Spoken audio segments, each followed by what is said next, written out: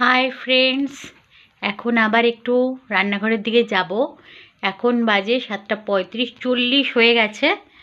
তো চলো একটু রান্নাঘরের দিকে যাওয়া যাক।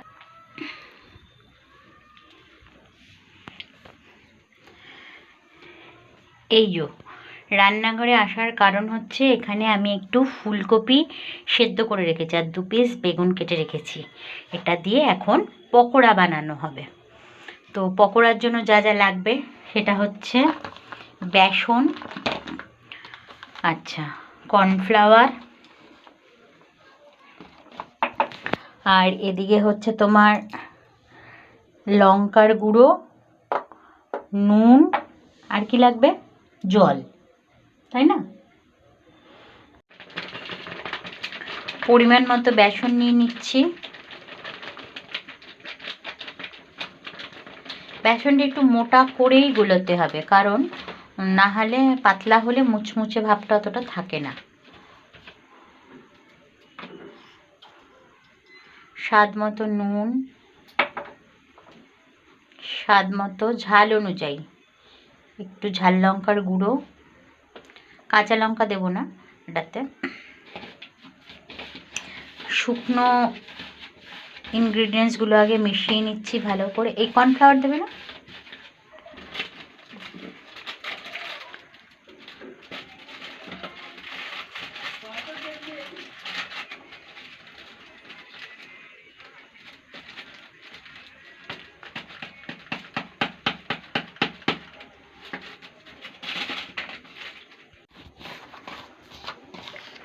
শুকনোগুলোকে আগে ভালো করে মিশিয়ে নিয়েছি।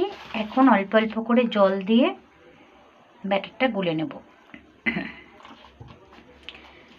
ব্যাটারের মধ্যে যেন কোনো লাম্পস না থাকে, ওই জন্য অল্প অল্প করে দিয়ে একটা টাইট ব্যাটার বলতে হবে। আবার একবারে বেশি জল দিলেও হবে না।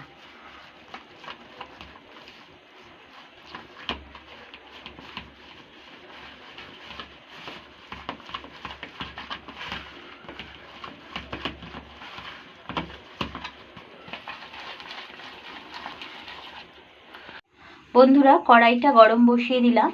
কড়াইটা একটু ভালো করে গরম হোক। আমি কিন্তু এই পকোড়াগুলো সর্ষের তেলেই ভাজবো। আমি সাদা তেলে ফ্রাই করি না। সাধারণত আমি লুচিই খাই সাদা তেলে। কোনো ভাজাভাজি পকোড়া টকোড়া হলে আমি সর্ষের তেলেই করতে ভালোবাসি। তেলটা দিয়ে দিই, গরম হোক।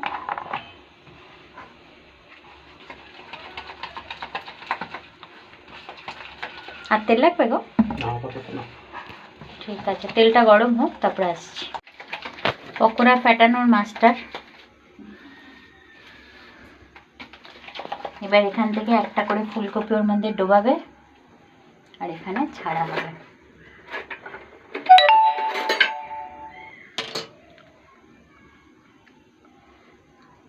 বন্ধুরা, আমার বাসনগুলোকে তোমরা ইগনোর করো। ওই বাটি দুটো আমি ফেলতে পাচ্ছি না। এই দুটোর মধ্যে আমার প্রচণ্ড মায়া। কলকাতা থেকে বয়ে বয়ে এনেছি তো। এখানে তো আর ভালো বাসন আমি ইউজ করি না অত।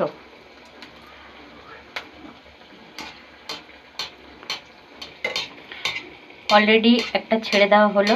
এই যে এরকম মাখিয়ে, এই যে এরকম করে ছাড়া হচ্ছে।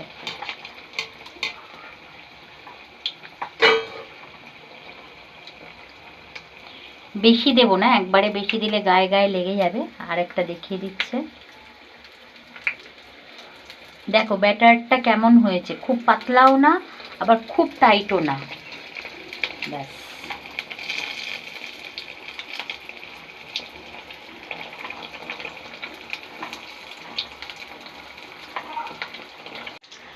দেখো বন্ধুরা, এই যে পকোড়াগুলো প্রথম লট ছেড়েছি, এক পিঠ হয়ে গেছে, উল্টে দিলাম।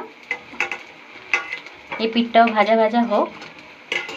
সর্ষের তেলে পকোড়া ভাজার গন্ধই আলাদা, খাঁটি সর্ষের তেলে।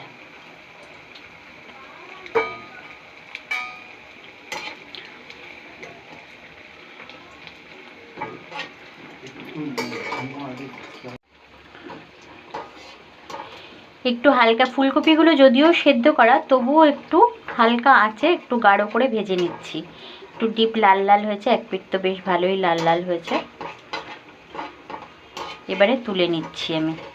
এটা প্রথম ব্যাচের তুলে নিলাম। দেখো বন্ধুরা কতটা ঠন ঠন সাউন্ড হচ্ছে।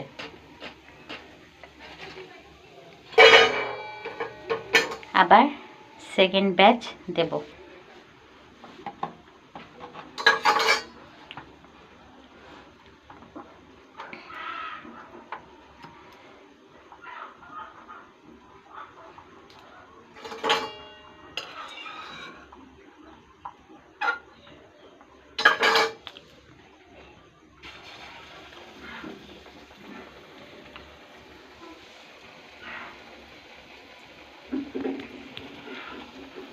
তো চলো ফুলকপির পকোড়াগুলো এভাবে ভেজে নিই, তারপরে আবার বেগুনিটা করার সময় দেখাচ্ছি। এবার বেগুনটার গায়ে প্রলেপ দেওয়া হচ্ছে। বেগুনের একটা পিঠ তেল তেলে থাকে তো চট করে লাগে না।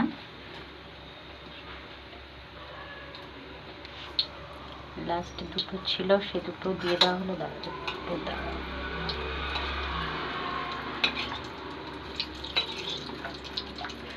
আমার না এত ছোট খুন্তি ইউজ করতে খুব ভয় লাগে, কারণ হাতে যদি লেগে যায়। হ্যাঁ,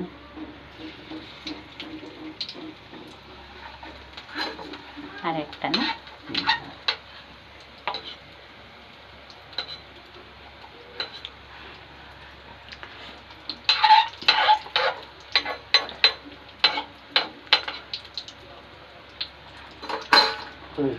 জায়গা থাকলে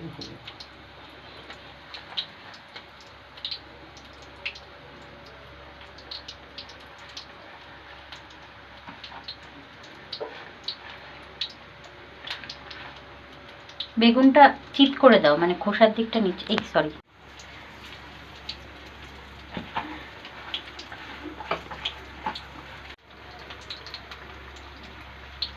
সাজানো চলছে বাকি মশলাটুকু দিয়ে।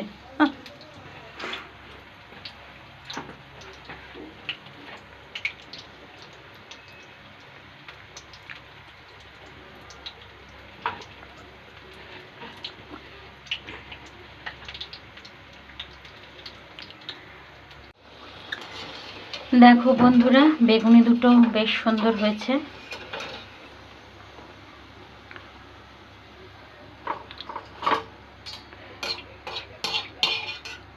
আমার না এই কুড়মুড়িগুলো মুড়ি দিয়ে খেতে খুব ভালো লাগে।